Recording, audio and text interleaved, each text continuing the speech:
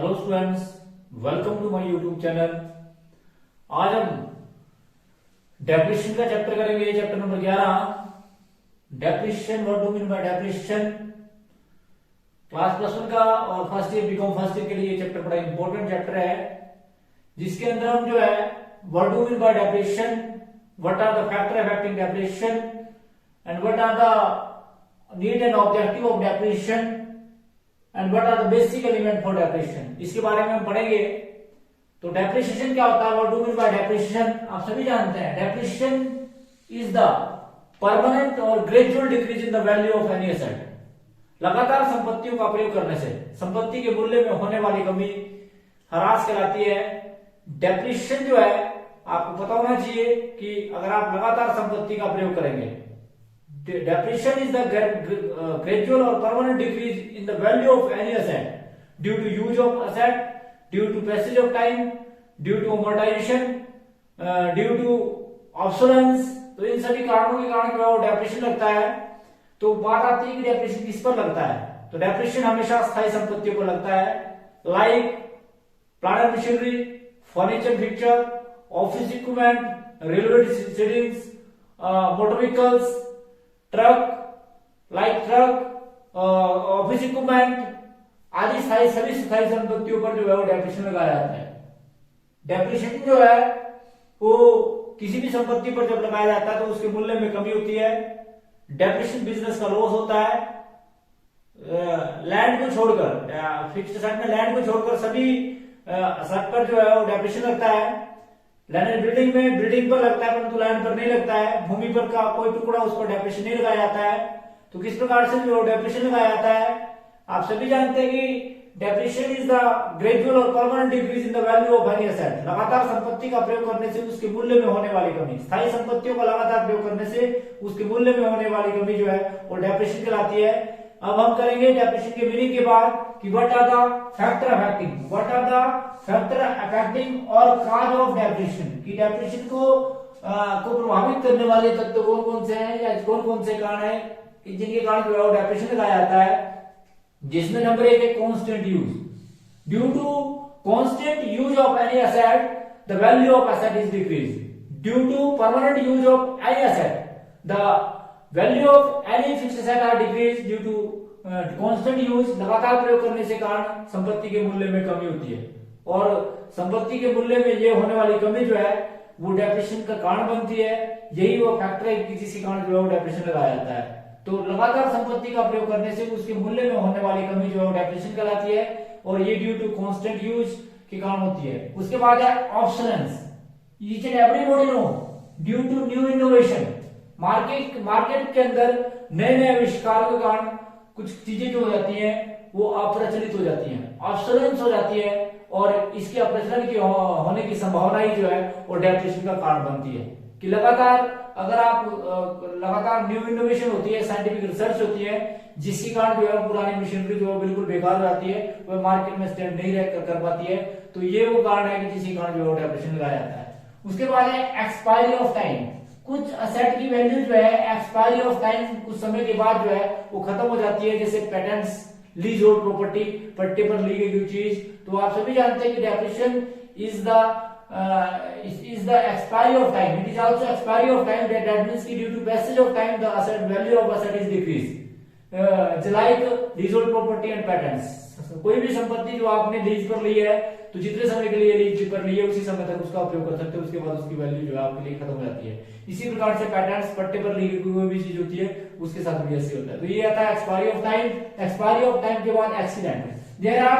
There are some asset which are decrease which the value of those asset are decrease due to accident. तो accident भी जो है, दुर्घटना भी जो है संपत्ति पर ह्रास का एक कारण बनती है। उसके बाद है permanent fall in the market value of any asset. आप सभी जानते हैं कि कुछ एक एसेट ऐसे होते हैं कि जिनकी वैल्यू जो है परमानेंट फॉल हो जाती है मार्केट के अंदर, जैसे सिक्योरिटी एंड इन्वेस्टमेंट में आपने कहीं भी ऐसे इन्वेस्ट किया है तो उसकी वैल्यू जो अगर लगातार कम होती है तो उसके कारण भी जो डेप्रिसिएशन का आता है। तो क्योंकि आप सभी जानते हैं कि समय के बीच जाने के बाद कई बार क्या होता है कि कई एसेट की वैल्यू जो है लगातार मार्केट के अंदर कम होती रहती है, जैसे इन्वेस्टमेंट है, सिक्योरिटी है, तो उसको भी जो है डेप्रिसिएशन का कारण बनती है। उसके बाद है डिप्लेशन। आप सभी जानते हैं कुछ एक चीज ऐसी होती है कि जो लगातार प्रयोग करने के कारण उसका मूल्य जो है लगातार कम होता रहता है। जैसे ऑयल माइंस, कोयले की खानों से कोयला निकाल देते हैं, या तेल की खानों से तेल निकाल देते हैं, या कोई स्टोन का कोई खान है तो उससे आप स्टोन निकाल देते हैं नमक की खान से नमक निकालने पर, तो इसको आप रिक्तीकरण की संज्ञा देते हैं और ये भी एक डेप्रिसिएशन का कारण बनता है। तो डेप्रिसिएशन के ये कुछ कारण थे, जिसमें number 1 constant use, number 2 obsolescence, number 3 expiry of time, number 4 accident, number 5 permanent following the market value, and number 6 is depression. तो ये आप लोगों ने पढ़ा कि जिसके कारण जो है असेट की वैल्यू जो है लगातार कम होती रहती है। उसके बाद है व्हाट आर द नीड्स और ऑब्जेक्टिव और एट्रीब्यूट्स और कैरेक्टरिस्टिक्स ऑफ डेप्रिसिएशन, कि आप सभी जानते हैं कि व्हाट आर द ऑब्जेक्टिव्स और नीड्स ऑफ डेप्रिसिएशन, या what are the importance of depreciation, depreciation क्यों लगाया जाता है। Number 1 to ascertain the net profit और लॉस, कि बिजनेस के अंदर अगर आपने नेट प्रॉफिट और नेट लॉस को असर्टेन करना हो तो उसके लिए जो डेप्रिसिएशन लगाया जाता है। Each and everybody know depreciation is charge just like other expenses, for example salary, rent, prepaid salary, rent, stationery, office expenses, selling expenses, distribution expenses, advertisement expenses, like other expenses, the depreciation is also an expenses। तो इसलिए ये कहा जाता है कि अगर आप व्यवसाय की शुद्ध लाभ हानि को ज्ञात करना चाहते हैं, क्योंकि each and everybody know the main motive of business organization is to know the net profit और net loss of the business, कि अगर आप व्यवसाय के नेट प्रॉफिट और नेट लॉस को जानना चाहते हैं तो इसके लिए जो है आपको डेप्रिसिएशन को भी एक खर्चे की तरह खर्चा मानना पड़ेगा, जिससे आपकी जो है एक्चुअल में आपको जो आपका नेट प्रॉफिट और नेट लॉस आएगा। तो इसलिए भी जो है वो नेट प्रॉफिट नेट लॉस लगाया जाता है, अर्थात the main objective to calculate या to charge depreciation is to know the net profit और net loss of the business. उसके बाद presenting true financial position of the business, true economic position of the business. Each and everybody know the second objective of any business organization to know the financial position of the business, कि प्रत्येक business जो है अपनी व्यवसाय की वित्तीय स्थिति को जानना चाहता है। वित्तीय स्थिति को जानने के लिए वर्ष के अंत में हम बैलेंस शीट बनाते हैं। बैलेंस शीट के अंदर हम असेट को दिखाते हैं। असेट को यदि आपने उसी मूल्य पर दिखाया जिस मूल्य पर वह खरीदा गया है तो आपको व्यवसाय की एक्चुअल फाइनेंशियल पोजीशन को नहीं दर्शाएगा, क्योंकि आप सभी जानते हैं कि असेट को principle of convention of conservatism के अनुसार भी कहा जाता है कि असेट को उसके घटे हुए मूल्य पर दिखाना चाहिए। जब भी कभी कोई असेट की वैल्यू कम होती है, क्योंकि आप सभी जानते हैं कि due to use of any asset the value of asset is decrease. तो असेट जिस मूल्य पर लेखा पुस्तकों में दिखाया जाए उसमें उस पर हरास लगाकर दिखाया जाए, अर्थात जब भी संपत्तियों को लेखा पुस्तकों में दिखाया जाए तो उसमें से डेप्रिसिएशन की वैल्यू को घटा दिया जाए और उस मूल्य पर उसको लेखा पुस्तकों में दिखाया जाए। तो इस बात का भी ध्यान रखें कि अगर आपने व्यवसाय की एक्चुअल फाइनेंशियल पोजीशन को, ट्रू फाइनेंशियल पोजीशन को प्रेजेंट करना हो तो उसके लिए भी जो है वो डेप्रिसिएशन लगाना अनिवार्य है। उसके बाद replacement of asset,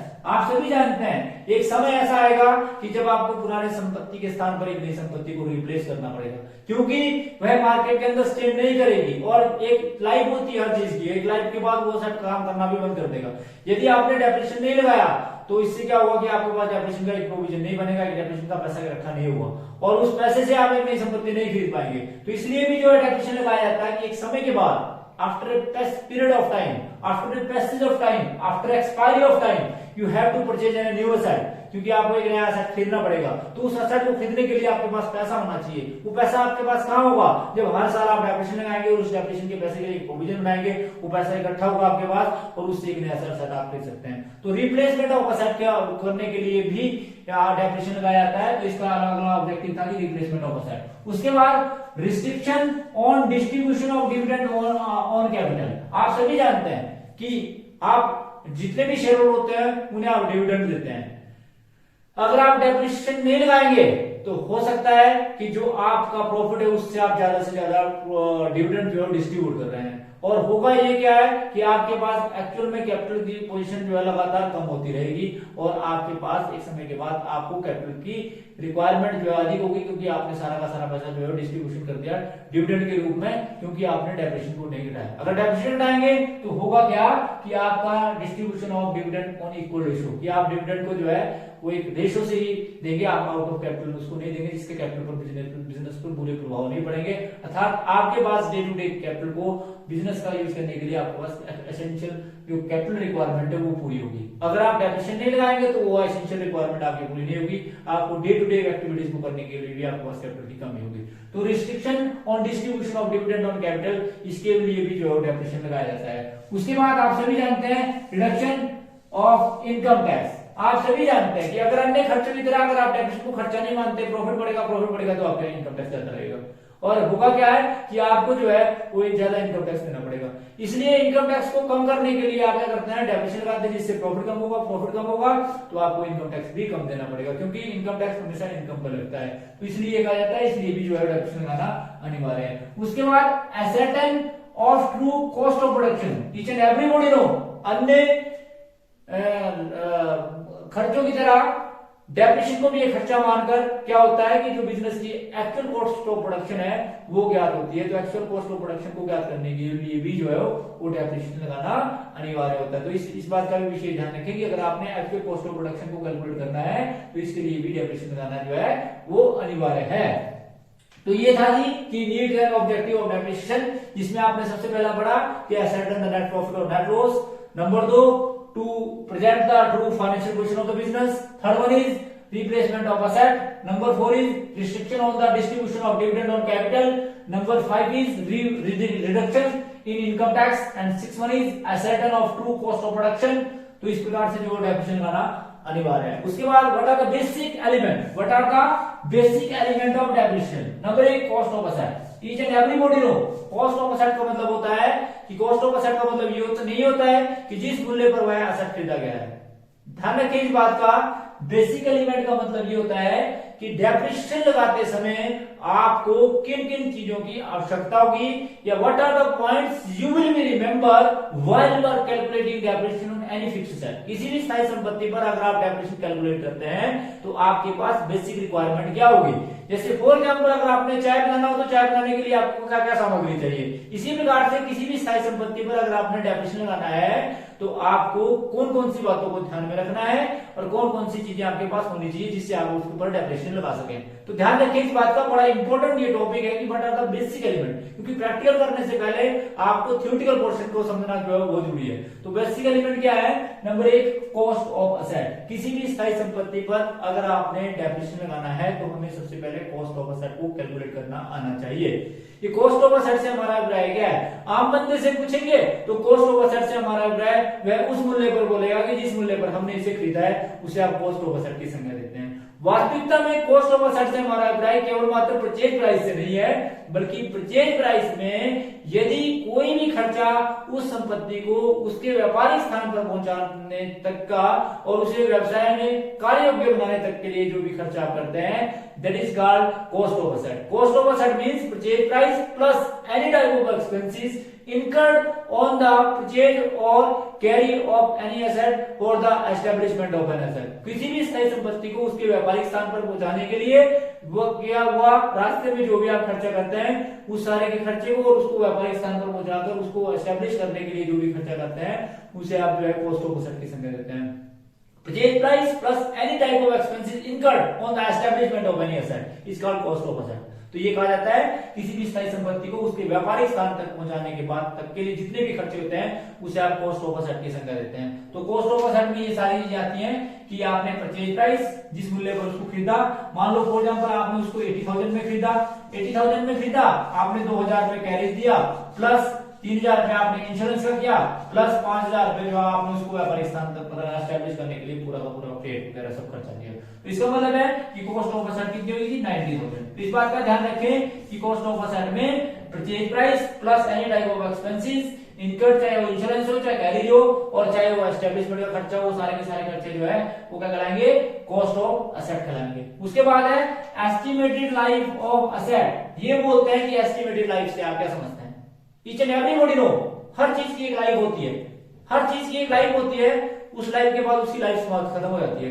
estimated life से हमारा क्या है कि कोई भी संपत्ति कितने जीवन की, उसका जीवन क्या होगा, कितने समय तक वह जीवित रहेगी। अर्थात जीवित रहने का मतलब ये है कि वह जीवित रहने का मतलब ये नहीं कि वो जिंदा कितना रहेगी, बल्कि उस संपत्ति को वो साधारण सी रिपेयर स्पेयर के साथ उस संपत्ति का अनुमानित लाइफ क्या होगी, इसको आप एस्टिमेटेड लाइफ ऑफ असेट की संज्ञा देते हैं। कि कोई भी संपत्ति आपने खरीदी, आपको लगता है भी संपत्ति पर अगर आप रिपेयर या मेंटेनेंस करते हैं और उस संपत्ति का जीवन जो है वो 10 साल तक चलेगा, तो उसको बोलते हैं एस्टिमेटेड लाइफ ऑफ असेट। तो इसका मतलब वो कहा जाता है कि ये उस असेट की एस्टिमेटेड लाइफ है। तो इस प्रकार से इसको बोलते हैं एस्टिमेटेड लाइफ ऑफ असेट। उसके बाद अब अगला आता है जी स्क्रैप वैल्यू। स्क्रैप वैल्यू का मतलब होता है कि संपत्ति के बिल्कुल बेकार हो जाने पर, रेजिड्यूल वैल्यू, रीसेल वैल्यू, संपत्ति के बिल्कुल बेकार हो जाने पर उस संपत्ति को बेचने से जो मूल्य प्राप्त होगा उसे आप स्क्रैप वैल्यू की संख्या देते हैं। कि मान लो संपत्ति जो है 10 साल तक चलेगी, 10 साल के बाद उसको बिल्कुल कबाड़ हो गया, कचरा हो गया, उसका लोहा बेचने से जो मूल्य प्राप्त हुआ उसको आप स्क्रैप वैल्यू की संख्या देते हैं। तो स्क्रैप वैल्यू से हमारा अपना है कि संपत्ति के बिल्कुल बेकार हो जाने पर उसको बेचने से जो मूल्य आपको प्राप्त होगा, that is called scrap value of asset. उसके बाद है चांस ऑफ ऑब्सोलेंस। इसको भी ध्यान में रखा जाता है। चांस ऑफ ऑब्सोलेंस का मतलब होता है कि संपत्ति जो है साधारण सी रिपेयर के साथ, एक संपत्ति पर आप साधारण सी रिपेयर करते हैं और उस संपत्ति की साधारण रिपेयर पे चांस ऑफ ऑब्सोलेंस का मतलब ये होता है कि चांस ऑफ ऑब्सोलेंस से हमारा है कि उस संपत्ति का जो अप्रचलन होने की संभावना क्या होगी। चांस ऑफ ऑब्सोलेंस मतलब है कि उस संपत्ति के अप्रचलित होने की संभावना क्या होगी। जैसे फॉर एग्जाम्पल आप सभी जानते हैं कि नए इनोवेशन के कारण, न्यू डिस्कवरी के कारण, साइंटिफिक डेवलपमेंट के कारण जो है कई बारी कई संपत्तियां बिल्कुल बेकार हो जाती हैं, तो उस संपत्ति के स्थान पर आपको नई संपत्ति खरीदनी पड़ेगी। तो उस संपत्ति को खरीदने के लिए मतलब उस संपत्ति के ऑब्सोलेंस होने के चांस क्या है, इस बात का भी जो है जब आप डेफिनेशन लगाते हैं तो उसको कैलकुलेट किया जाता है। ऐसा इसलिए किया जाता है क्योंकि जब वो संपत्ति बिल्कुल बेकार हो जाएगी, जैसे लगता है आपको कि 5 साल बाद ये संपत्ति बेकार हो जाएगी, इसके संपन्न स्थान पर एक नई संपत्ति खरीदनी पड़ेगी। तो इस बात का भी विशेष ध्यान रखना पड़ेगा कि वो 5 साल में वो संपत्ति जो है आपको डेप्रिसिएशन अधिक लगानी पड़ेगी, जिससे वो 5 साल के अंदर संपत्ति का पूरा डेप्रिसिएशन लगा के खत्म हो जाए। उसके बाद जो है कैपिटल एक्सपेंडिचर। आप सभी जानते हैं any type of expenditure incurred on the purchase of any fixed asset is called capital expenditure. तो कोई भी ऐसी संपत्ति की, कोई भी ऐसी खर्चा जो स्थायी संपत्ति को खरीदने के लिए, उसे कार्य योग्य बनाने के लिए, उसे व्यापारिक स्थान पर पहुंचाने के लिए जो भी आप खर्चा करते हैं उसे आप कैपिटल एक्सपेंडिचर की संज्ञा देते हैं। तो ये आपका कैपिटल एक्सपेंडिचर था। तो आपको पता होना चाहिए कि जब आप डेफिनेशन लगाते हैं तो बेसिक एलिमेंट कौन कौन से ध्यान में रखते हैं। Number 1 cost of asset, number 2 estimated life of asset, number 3 scrap value of asset, number 4 chance of obsolescence, number 5 capital expenditure. इन सारी बातों को आप ध्यान में रखेंगे जब आप डेफिनेशन लगाएंगे। तो आज के टॉपिक में आपने पढ़ा सबसे पहले मीनिंग ऑफ डेप्रिसिएशन, नंबर 2 आपने पढ़ा कि factor affecting cause of depreciation, उसके बाद आपने थर्ड चीज पढ़ी need and objective of depreciation, fourth चीज आपने पढ़ी थी कि what are the basic element of depreciation. की डेप्रिसिएशन लगाते समय आपने बेसिक एलिमेंट कौन कौन से ध्यान में रखना है। तो ये सारी चीजें आपने पढ़ी, बड़े ध्यान से आपने थ्योरेटिकल पोर्शन को पढ़ना है।